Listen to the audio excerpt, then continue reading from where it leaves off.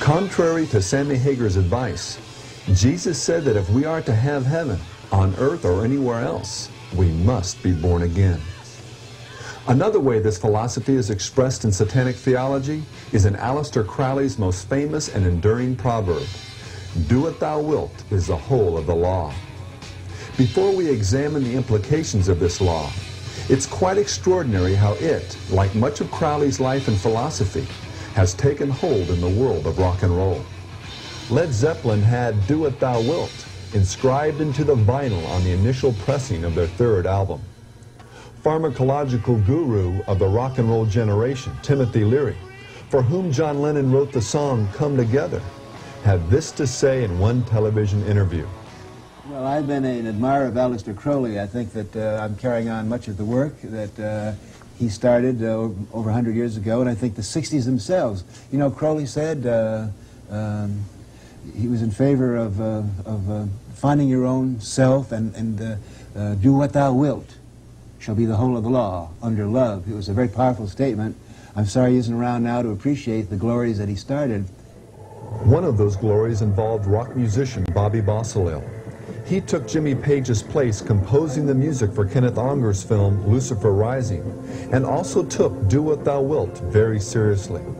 Ultimately, it led him to Charles Manson and participation in one of history's most gruesome serial murders.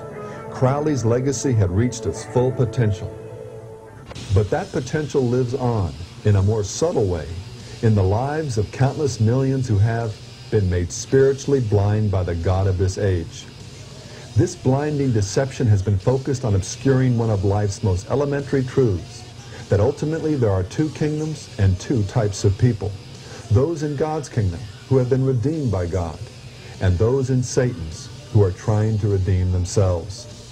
In the same way that the kingdom of God holds to one supreme commandment, you shall love the Lord your God with all your heart, mind, soul, and strength, so Satanism can also be reduced to one essential law: do what thou wilt. Contrary to the deceptive stereotype, no black masses or wild sex rituals are necessary to be a follower of Satan. Simply deny the love and the authority of God by living your life the way you want to. You can even be religious, attend church regularly, tithe, perform good works.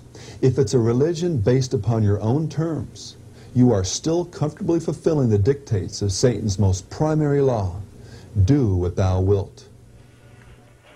How ironic that men like Crowley and LaVey should understand better than most people who attend church the true root of sin and the essential duality that divides asunder the whole of mankind.